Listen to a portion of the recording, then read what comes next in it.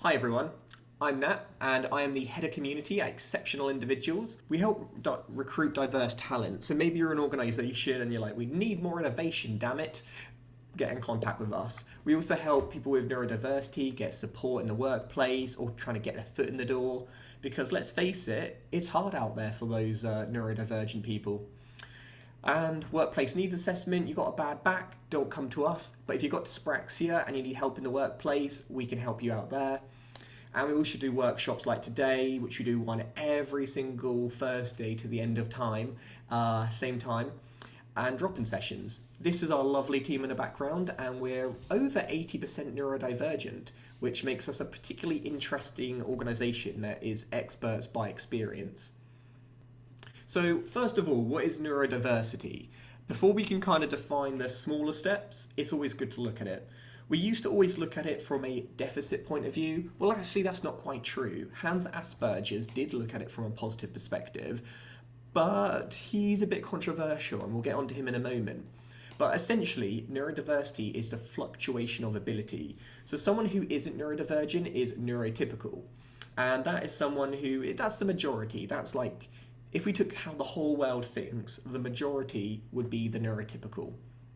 But if you think and process significantly different to the mainstream, then you might come under the neurodiverse bandwagon. Well, maybe not bandwagon's the right word, but like umbrella. And that could include things like dyslexia, dyspraxia, autism, ADHD, but obviously the list is a lot longer than that. And what they normally mean is that the way the brain processes, there's some things that you're going to find more difficult than your peers, and there's going to be other things that you might excel in. If you are just poor at everything you do, you're probably not neurodivergent. You normally have to have that spikiness, so you might be, in instance, like really analytical, but not great at communicating. But it doesn't have to be that way. Sometimes you could be really creative and struggle with communicating. So those abilities can really change per person. So hopefully this makes sense to give you a rough idea. Though we are going to be talking about autism, I like to think of it more of a kind of like continuum spectrum, where it's just about at what frequency does our brain process to the optimal ability, and if it fits into a certain criteria, we like to give it a label just for simplicity and to help with support, such as ASD and autism. So Autism v Asperger's. Well, it is a complicated subject, and some of you may disagree with my answers, and if that is the case, by all means, challenge me, because I'm always interested to learn other people's perspectives. But I'm going to be coming from a UK perspective, and actually probably more US as well, just because they tend to be the most dominant players in that area, at the moment at least, or the most well-known. Fun fact, people hate the puzzle symbol. That is due to autism not being seen as a missing piece, just a different way of thinking. But I put it there as an interesting conversation starter. So a quick history just to get us all up on the same page. I've done a whole webinar that goes in a lot more detail, but this is like your top tips. So in 1944, a paediatrician, Hans Asperger's, I'm pronouncing his name wrong, but we're going to have to deal with that today, describes his patients as intelligent, lacking social skills. So already, this doesn't sound like the autism that most people were aware of. The like non-verbal, rocking in the corner, not able to function. That is kind of what people used to think. It kind of fell out of fashion though, you know, the war happened, things blew out, and then eventually it got unearthed, and Lorna Wing in the 1980s published a study, and she was the first person to coin Asperger Syndrome. So we always think Asperger's, like Hans Asperger's, is like the Don of autism. No, he did some research. It was hazy, it wasn't the best. He was a little bit racist. But then Lorna thought, you know what, I'm going to honour this guy to a certain extent and use his name. But she did a lot of research, a lot of extra studies. So in many ways, maybe Wing syndrome might be more appropriate. But anyway, now moving on to the 90s, which arguably was the best decade, became listed in the Diagnostic and Statistical Manual of Mental Disorders. This is like an American manual, which is like your A to Z of all the kind of mental disorders. There has been a lot of revisions. We're on 5 now, but 4 is when Asperger's was instated. And then it wasn't until 2013 where we're like, you know what? Get it out. It's not relevant anymore. Yet people still talk about it. They still refer to it. So we're going to be looking at today on what were the differences, what are the differences now, and why do we still use the term even though it's kind of outdated or definitely outdated. Now, this is an outdated breakdown, but I think it's useful to start off with how it used to be seen because, you know, like terms, they stick around, you know, you can't get rid of them. So when we talk about ASD, it's an umbrella term, and now it's just the diagnosis that, you know, the go-to. However, there has always been like different ways of categorizing it. So first of all, you had your pervasive developmental disorders. These are people who developed at kind of a slower rate than the average population. Then you had other branches from Rett disorder to childhood degenerate disorder. We don't really even talk about these in terms of autism anymore. They used to be closely related, but not so much. They're really rare as well, particularly Rett's. But then when it comes to ASD, this is when we had your, you know, your classic autism, which sounds like, you know, Asda value supermarket food, who knows. You've got your PDD-NOS, which is essentially, I have no idea what's you're going on. We're just going to put you on the meh category. And then you've got the Asperger's. Asperger's was kind of seen as like a milder form of autism. And that's why more people that you interact with on a day-to-day basis might still refer to that. Because as we mentioned, it was only 2013 where we were like, let's not use that term anymore. So a lot of the people who were born after then probably aren't even old enough for you to have a normal conversation with. So now we know the outdated term, let's break it down a little bit more and see how it kind of fits into today's society.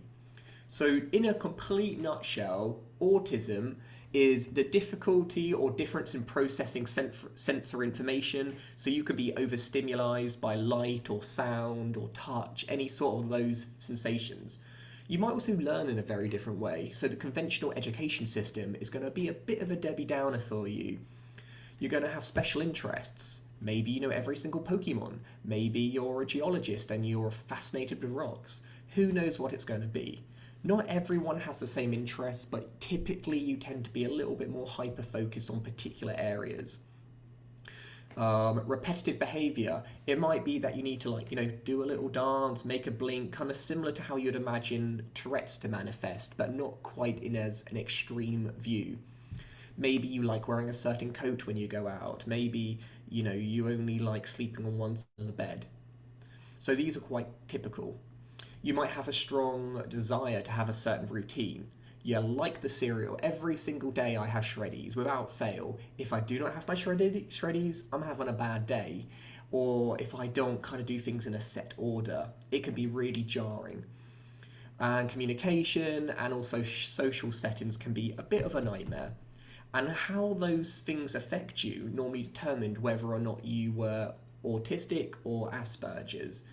But to be honest, they sound pretty similar, and we're going to go into that as through the rest of this hour about, well, if they're this similar, why do we have different names anyway? So that's autism. Now, on terms of Asperger's, the main key demographics were as followed. Difficulty with verbal or non-verbal communication. So maybe, you know, you give someone a cheeky wink, no idea what's going on. You know, is there something in your eye? A few long-term social relationships. You know, it's tough out there getting a partner, particularly if you're on the autistic spectrum. Lack of interest in activities that other people are interested in. If it's not your jam, you can't be bothered. Little to no responses to social experiences. You know, maybe you're not jumping up for joy when your sister got married and she's like, do you not even care? Sustained topic, very repetitive, having delay in language learning. But it's interesting, right? Because doesn't this sound near enough, if not exactly the same as autism? There's not really any difference. And this was the key issue. It was like, well, the reason we have two diagnoses is that the research happened in like different times, different part of the countries, and they seemed different enough to merit their own diagnosis. But when it came to like people saying, so what exactly is the difference? Not really. And there was kind of a hierarchy in the autism world. You know, if you were autism, you were seen as a bit dim. If you were Asperger's, you were kind of seen as like, you know, top of the bunch. And that wasn't cool. So this is one of the reasons why they changed it. Celia says, should I be referring to myself as autistic or someone with Asperger's? That's a good question, and that really comes down to you as a personal choice. And I'm going to be exploring this a lot more, but essentially whatever you feel comfortable with. Most people will use the term autistic, like I'm autistic. I personally don't like the phrase I live with autism because it's ingrained as part of me. It's not like a shopping bag I'm carrying around, like Nat with a Tesco's bag. No, you know, it's me. And someone with Asperger's, you can use, but just understand that it is outdated, but ultimately, you know, whatever you like, you know. So here are a really, I didn't make this image by the way, but I thought it was quite an interesting way of showing some of the differences, because we are going to be focusing on how they're so similar today. So with normal autism, not observed with one field of area, but yet with Asperger's, you might be hyper-focused on a particular area. Language and skills could be delayed if you have autism, but yet they're not typically delayed with Asperger's. But yet that's also, you know, take it with a grain of salt, we're all different, but this is if we would take the average. Most things that with autism, it's more easier to diagnose because it appears more earlier on, the symptoms are more severe, where Asperger's, it's a bit more subtler. And it's harder to diagnose as you become an adult because you're more likely to mask and learn around the edges. So I'm going to ask some questions now, and we're going to dive a lot deeper in whether or not you believe yourself to be what we would consider autism or Asperger's. Now, if you are attending due to your child, a worker, anyone else but from you, just answer with thinking about how they act, not yourself. So this one was essentially, what activity would you rather do? Are you a bookworm? Do you love sports? Are you a gameaholic? What kind of the thing that is your optimal thing if you had a bit of free time? And the reason why is when we kind of dissect the word autism, I think it's a Greek word, but you know, apologies if I get this wrong, but I know it means alone. Autism has always been seen as a very isolating individual. And it's also why you might struggle to make friends. But someone with Asperger's, for example, they might not necessarily prefer being overly social, but that doesn't mean that they can't walk the walk. You know, they could go to a party, they'd be damn awkward in times, but they could still go to one and they could still fake it, but maybe not till they make it. But autism, it's not really going to be your thing. You'd much rather sit at home with a good book or do some reading. Yes, thanks. Auto means self. Thank you. Vicky just says, not sure if my children prefer gaming due to being autistic or due to being children slash teenagers. Yeah, Vicky, that's a really, really good point. I'm not saying everyone who plays video games is autistic, by no means, but typically you prefer your own company and you find it more relaxing. You could also compare it to being an introvert or an extrovert. An introvert is someone who kind of gains power from being on their own. Like they find it recharges their batteries. An extrovert gets recharged for being social. Inya said, can you be a party person and have Asperger's? I used to quietly be the party girl. Nice. Yeah, no, absolutely. Again, you know the whole expression, you know, one person with autism, you know, one person with autism. It is true. And sometimes we can do things that are difficult because we like to push ourselves. And maybe it's that, you know, with a drink or two, that social anxiety goes out the window. Or maybe it's that you kind of want to fit in. Or maybe you just love dancing and you do not care about that social area. I think it depends how it affects you. Because say with someone with like classic autism, you just wouldn't be interested in partying necessarily with other people, but you still might be interested in dancing and just doing your own thing.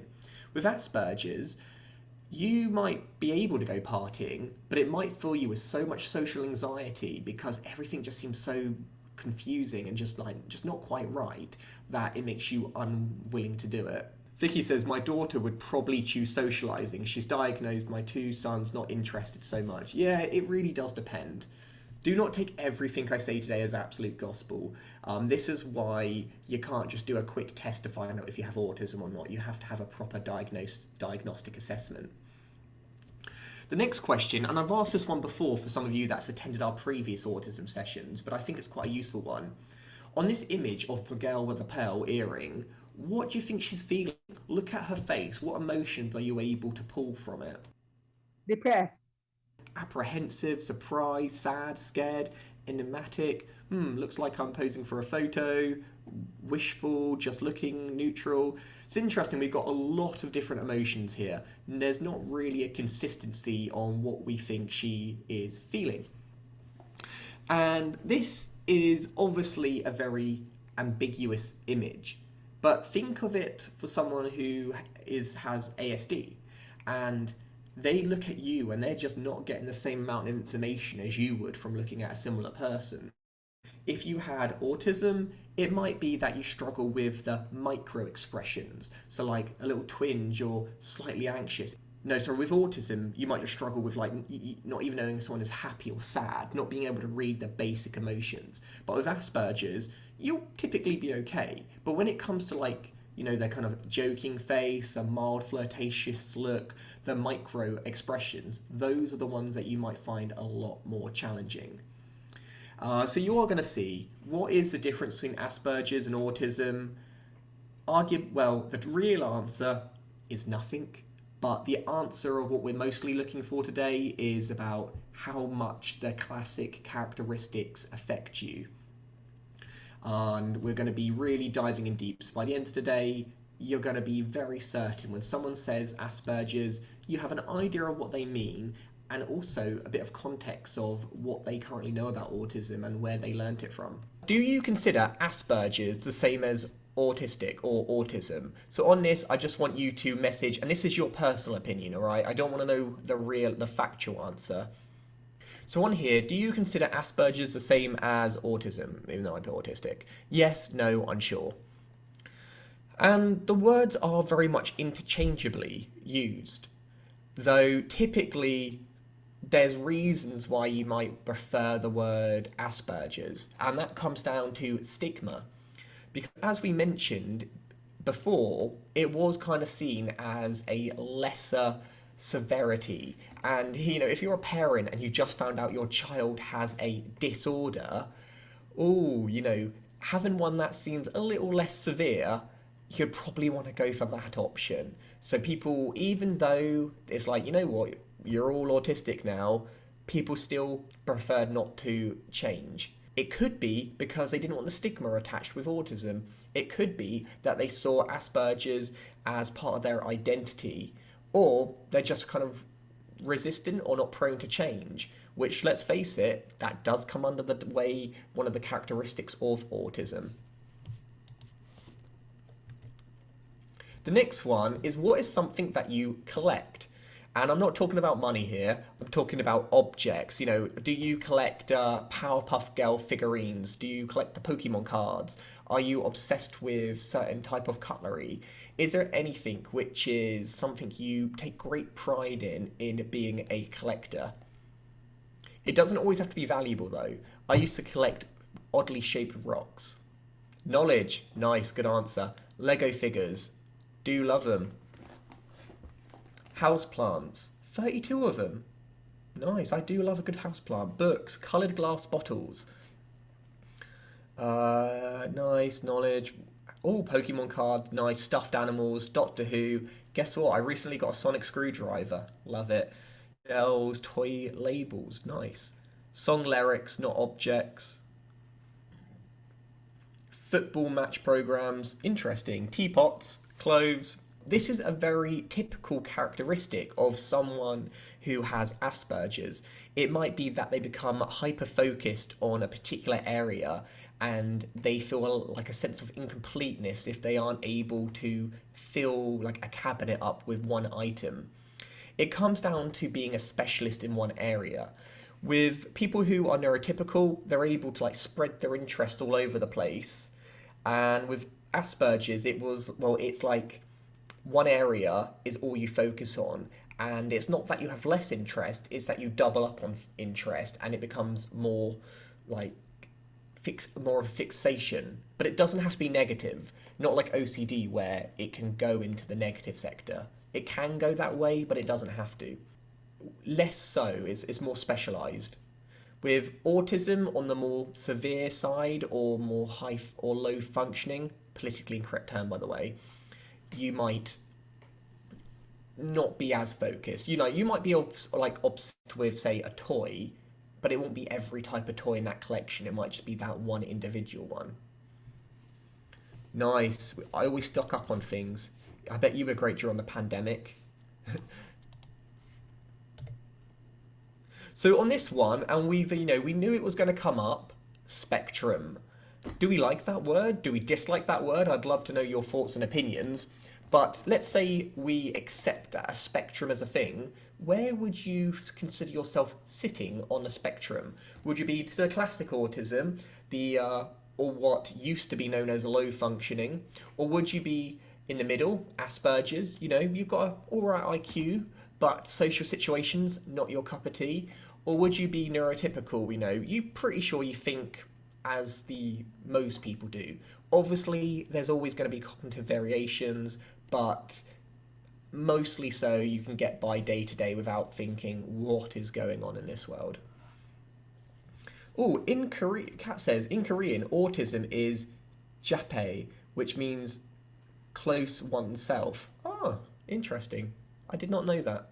So, as we can see, most people have put round the middle here, and that's not surprising because if you had what was known as classic autism, you probably wouldn't be attending this webinar because normally your developmental age will be significantly younger than your actual age. So this webinar probably wouldn't be aimed at the right level. When we talk of Asperger's though, it doesn't affect IQ. You could have a normal IQ, above average IQ, or an exceptional IQ, where with traditional or not classic autism, it can affect IQ or having a, not necessarily, but it's more about a slower developmental process. Emma said, can you have Asperger's and a lower IQ? I would say yes, you absolutely can, but it's not part of the Asperger's, so it'd be separate. You know, like, could you be depressed and be autistic? Absolutely, but it doesn't have to be part of the diagnosis. Like when they're looking at the criteria, it wouldn't be part of it. Sabrina says Elon Musk has Asperger's, and again, that makes sense because I remember when he mentioned it, but when you think about when he was born and when he probably found out, it makes sense that he would resonate with being Asperger's, even though that's not the current diagnostic. The problem with IQ is that it has to be shown to not be has been shown to not be in a reliable measure, and that is a really, really good point. And another reason why it's not a great way to measure intelligence, particularly if you are on the autistic spectrum, is that the way it was created was for a neurotypical mind. So you're judging someone who doesn't think in the same way as the majority of the population, and you can see the issue there. The test isn't made for people like us. So on this image here, what is the first thing you saw in the image? So have a look at this image, and I want you just to write down the first thing that you saw. Someone with autism might struggle to verbalize what they see. They'll look at it, they will very much, absorb it. They might even find it funny, interesting, engaging, but they might not be able to exactly tell you what they see. Someone with Asperger's, though, will be able to communicate, but what they're seeing probably isn't what you're seeing. So the average person will probably see like a frog on a lily pad, but someone else might see a horse. So you've got frog, I like it, naughty frog, frog, oh, someone says a toad. It could be a toad. I like the emoji. But if you turn your head to the side, you'll see that it's a horse. You've got the nostrils there, the eye there, the mane there, the ears. Yeah, nice, I can see Nicholas turning his head. That's not wrong. It is very much a horse as much it is a frog or toad. I think it's a frog though. I think toads, don't they have like a more defined face? But either way, both are right, depending on your perspective. Now, I'm not saying autistic people see sideways, but it gives you a little bit of an empathy that they can be seeing something, they can interpret it, they can describe it in a very different way from someone who's neurotypical, but that doesn't mean it's wrong. And if certain levels of autism, and we are going to be talking about levels in a minute, they aren't able to verbalize what they see, and it would make it very difficult to have that communication. Kat says, do you know when the term was used first in Chinese? You're definitely going to have to do your own research on that one, I'm afraid. But would love to know and find out. Now on here, we've got lots of different modern names for autism. What one do you personally prefer? Because as I said, officially, autism spectrum disorder is the go-to name. Archivally, or Asperger's was a name people preferred. Modern, a little bit more of a progressive term, autism spectrum condition. This is still in flux. At Exceptional Individuals, we use the term ASD. Why?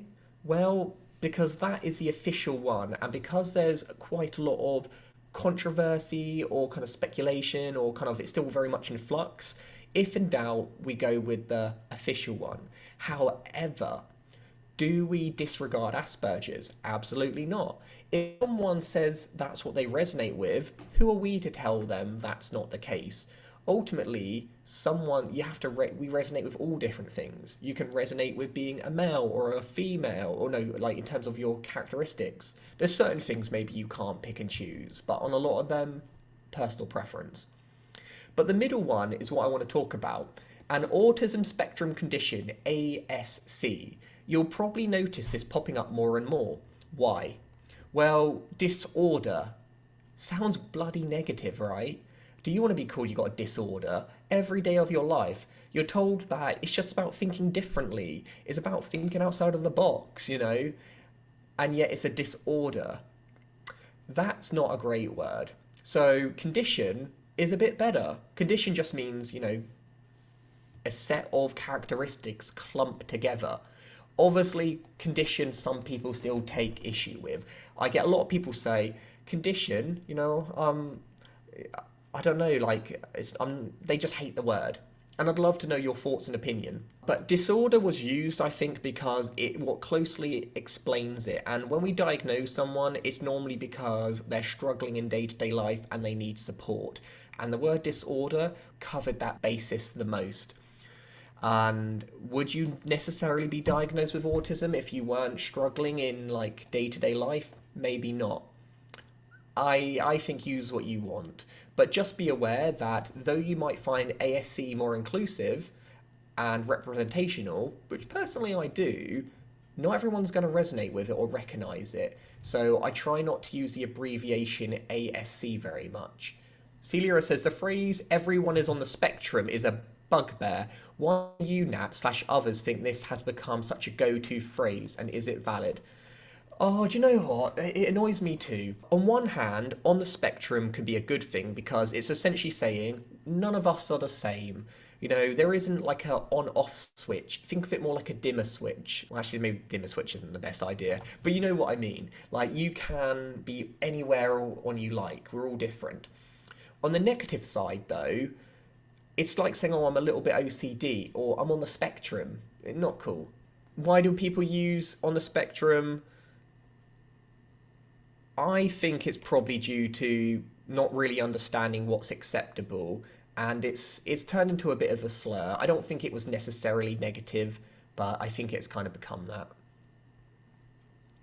Okay, so Rebecca says, because I think in theory the spectrum ends in neurotypical, so yes, everyone is on the spectrum. I suppose it's meant to make it feel more inclusive. Yeah, and I would always say to that, when we talk about neurodiversity, it's every single person on the planet because we all think different. But when you're talking about neurodivergent, you're talking about a particular part of the spectrum, or the one that is the less kind of known. Another phrase that's being thrown around at the moment is neurominority to refer to us rather than diverse. I don't really like that myself, but then again, I'm, you know, convince me otherwise why it might be better. So that's neurominority. Why not just autism spectrum? You definitely could do. Spectrum for me sounds a bit clinical. You're kind of starting to get the opinion right that nobody knows. Yeah, okay, Nicholas. Brilliant. All right, moving on. What would you get the most enjoyment out of? Are you the kind of person who loves to go to the library, chill, do a little bit of colouring? Or are you a 24-hour party person? Or somewhere in the middle? And this is the amount of enjoyment you get out of anything. So similar to what we asked before, but this is more about how much do you personally enjoy it. So you might hate social occasions, but you might love absolutely flapping your arms about, doing a bit of a jiggle, twerking wherever you like. Or you might be the person who just kind of prefers to be in your cozy little nook, don't want to be bothered. And you can absolutely be both, depending on the circumstance, but you might have an overall preference. I mostly, those with Asperger's or autism, pretend to be more isolating. It doesn't have to be a library, but it does tend to be a place that has less stimulation. So less loud sounds, less more textures, less vibrations. Anything that be like overstimulating can be like more than intense. I find that when I'm in like wedding party situations, I can be very overwhelmed and I come into tears. Is that normal for people with Asperger's? Yeah, absolutely. It's very, very common. Being stimulation is a good thing, but you're just kind of more sensitive than the typical neurotypical. So we go clubbing, for example, because we like the sensation of overstimulation. We like the lights flashing, we love the vibration of the bass. But if you have Asperger's or autism, that's going to feel extra intense. So it's not saying that you don't like having fun, but you don't need as much stimulation to be stimulated. So it tends to be a bit lower. Minority makes it sound lesser when it's not. I agree, Kat. Small libraries are nice, big ones scare me somewhat. Too many people, it's overwhelming. Yeah, a Waterstones is a bit overwhelming sometimes. Tracy says, we were told it's called social communication disorder. That can be called. The only issue I have with that is no one really knows what it means. It's a bit vague. And that is part of the other issue with calling something autism spectrum disorder. A lot of people find it too vague, and that's why they still prefer the term Asperger's. Since my son was diagnosed, says Helen, he has become a lot more aware of his senses and struggles with the different stimulants. Yeah, I think you start to ask yourself, how do I actually find this? What do I experience? And you might not ask those questions before. My symptoms of overwhelmed sensitivity of sound to visual stimulants tends to getting higher as I get older. I can't tolerate music at work when I have to multitask, but then I DJ. It's interesting, isn't it, how we change over time. You cannot grow out of autism or Asperger's, by the way. It's lifelong, but how it affects you and to severity definitely can change.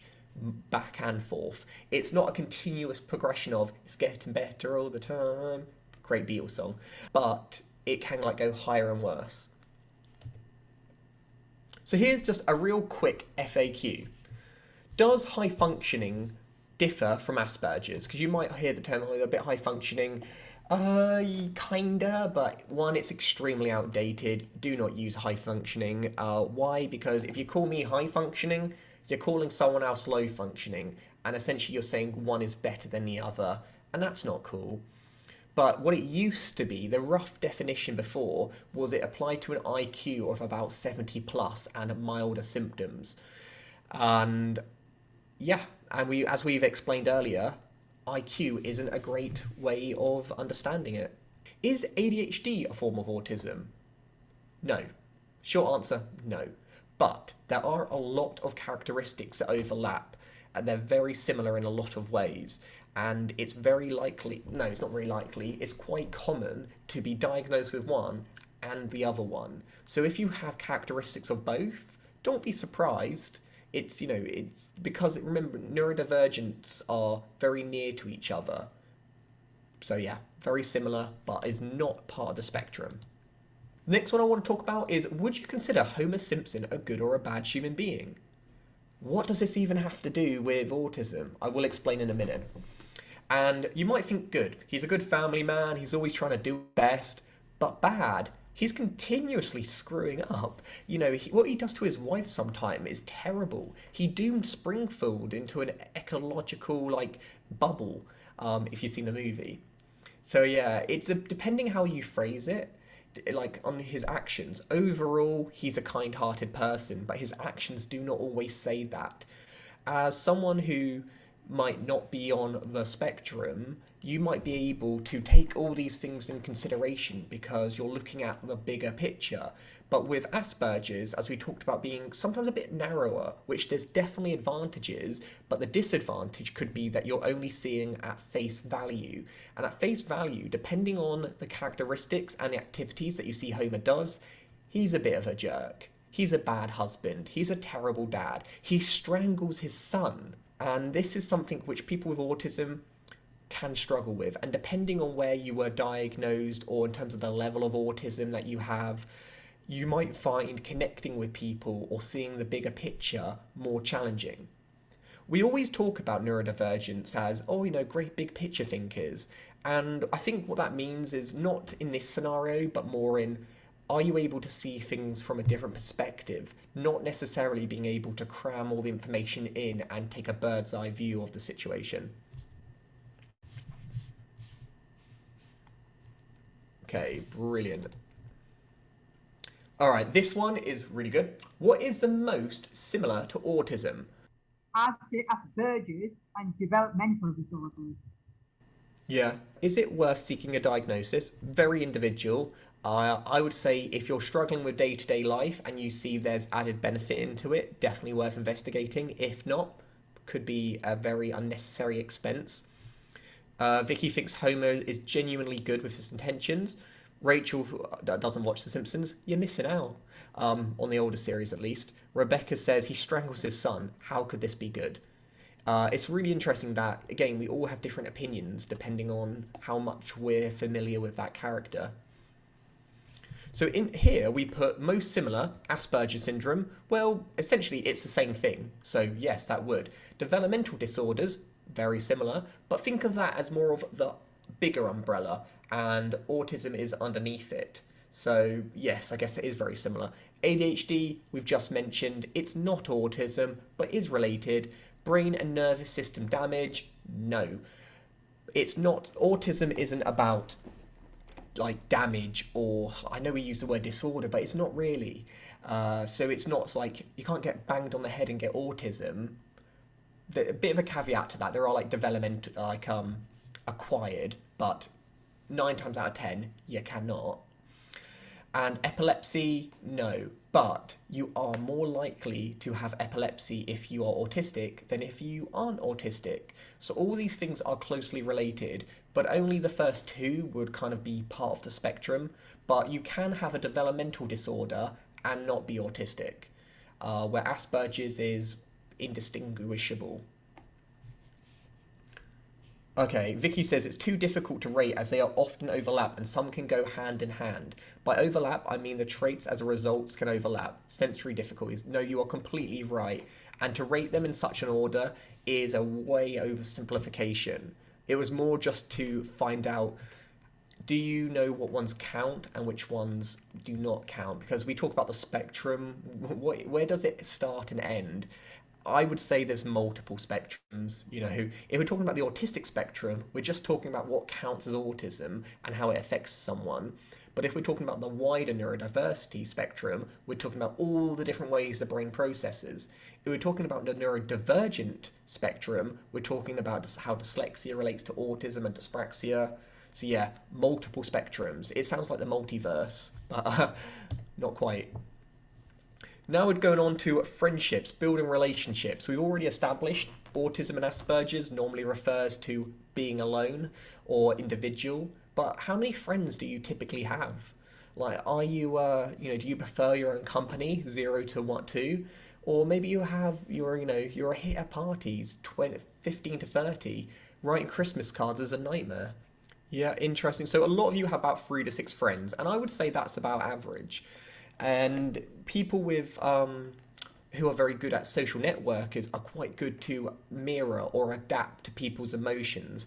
They know what makes someone happy, what makes someone sad, and they'll be very good at adjusting accordingly. Not necessarily faking, but just adjusting. But if you have autism or Asperger's, you find it near enough impossible to adjust and adapt. So you're more likely to be your true, authentic self, which is definitely a positive. But it does mean that you become more polarizing and you become more like Marmite. Some people absolutely love you, and those friends are going to stay with you for life. Other people are just going to dislike you. But the more autism affects you, or the more severity of it, the harder it is to find other people to truly understand your point of view and accept you. So that sadly there is a correlation between the part of the autism spectrum you're on and the amount of friends you have. But that you don't have to always feel sad for those with autism, because it's all about how content you are. You might be very, very content with just one or two friends, or you might be very content with loads. It's not about more equals happier. It's more about which one is a sweet spot for you that you feel comfortable with, you're able to connect with, and you don't feel like you're juggling. Helen says, if someone is nice to my son, he thinks that it's his best friend. I mean, yeah, I think most kids are like that. But yeah, I don't think there's something quite nice. You know, some people call those with autism naive, but I also think there's something very refreshing about it, that they see someone as a neutral canvas to begin with, rather than already have those stigmas and biases already attached. Have you heard of any of these? And these are really interesting, by the way. All of these are other medical conditions. Rachel says, at 51, had inadvertently upset or offended friends. You and me both. I mean, not in terms of being the same age, but I'm always offending people. Like, I'm a walking time bomb when it comes to upsetting people. And Claire says, my son sometimes can appear narcissistic. Unfortunately, that is one of the things which can look like. And people do get that mixed up. No, they are different, but I do see how sometimes it can appear that way. Vicky considers yourself being neurotypical. However, the majority of my closest friends are neurodivergent. Yeah, interesting. Oh, okay. All of these, and I'm going to be totally transparent. I am not an expert in any of these conditions here, but they all have overlapping characteristics and traits of autism. So these are some of the most commonly misdiagnosed diagnoses of autism. It's mostly that someone will be called autistic when actually they may have one of these. They are incredibly rare, so I don't want you all kind of thinking, oh no, what happened if I have Fragile X? But the early characteristics or symptoms of them do overlap with autism. So like some of them actually talk about the shape of your head or how your bones develop, but the initial stage of it could have very similar characteristics or traits of how autism presents itself. So I recommend, feel free to I don't know, take a picture or write these down if you want to investigate them individually, but they're quite interesting because they are not on the autistic spectrum. They are not. But they do have a lot of things that are very similar in how they present themselves. Okay, Sabrina says, Cassandra syndrome is due to the effect of not having the neurotypical emotions needed to meet by a partner on the ASD spectrum. Merge, maybe? Okay, well, do you know what? Maybe more research is needed to know if it truly is on the spectrum, but there definitely are similarities. But I really, as much as I would love to give more information on these, because I find them very interesting, I accept where my knowledge is limited. And can I just go on a bit about that, because obviously my husband and son both are on the ASD spectrum, and I didn't know what it was for many years. Like, I've been married 18 years. I've only started discovering it, but the effect of not having my emotional needs, like I've had to go to support, I've had to get therapy and stuff. There is this, some people will term it a Cassandra syndrome, where it's almost like you feel like you're being gaslit because they're not able to meet your emotional needs. So you almost feel like you're making things up. And because they don't see it, it really can affect you. So I'm having to constantly now try and educate them on, not educate them, sorry, it's not, just trying to make them more aware of meeting some of those emotional needs, or just even being aware that these things exist, and then trying to help my other two children as well, because obviously they may have children who are on the spectrum as well, potentially. So it's just understanding that actually it does affect the people around them in terms of emotional needs. Thanks, Sabrina. Do you know what? I've never heard of that before, but I'm so glad that you mentioned it because, to be quite honest with you, I think that's probably my partner has that because no one ever really thinks about being with someone who has autism and how it affects them. So I've made a note of that and I'm definitely going to do more research on that. In modern day, how do we refer to the different stages of autism if we can't use Asperger's? Well, one, you can, but the current politically correct way is through levels. Yes, I know it sounds like a Mario game, but level 1 is requiring support, so this is where Asperger's would most closely fit in. Level 2 is requiring substantial support, you know, maybe like having like someone with you, helping you navigate the world. And level 3 is requiring very substantial support, so maybe someone who cannot function without a carer. These are what people typically use today. I don't like the idea of using levels, but it's still good to know that this is one way that you can refer to people if you're not sure. You could say, oh, I have level 1 autism. Most people aren't going to know what that means, but if you're talking to a professional, they should understand. So yeah, just to summarize, Autism V Asperger's, they no longer separate diagnosis. So you're always going to get autism these days, ASD. People who may previously been perceived as Asperger's will now receive an autism diagnosis. Most diagnosed with Asperger's before 2013 are still seen as having Asperger's. Some consider Asperger's part of their identity. This can be due to the stigma that is attached to autism, sadly. The only real difference, so to really summarize my point, the only real difference between Asperger's may be that it's considered slightly easier to pass or mask as neurotypical. So it's easier to hide. Ultimately, that's the only difference that is known. If any of you think, you know what, I do have autism or I do have Asperger's or I'm struggling, feel free to get in touch with us because we can do assessment. Whew, that was a lot today. That was a lot, but I really appreciate all the interaction. Can you get the slides? Absolutely. Drop me an email. I can give you the slides. Alicia says, I hate the levels. Yeah, I'm not convinced on them yet. Oh, my email address is nat@exceptionalindividuals.com. So yeah, just exceptionalindividuals.com with Nat at the front. All right, well, I'm going to go now, but thank you so much for attending and hopefully see you next week.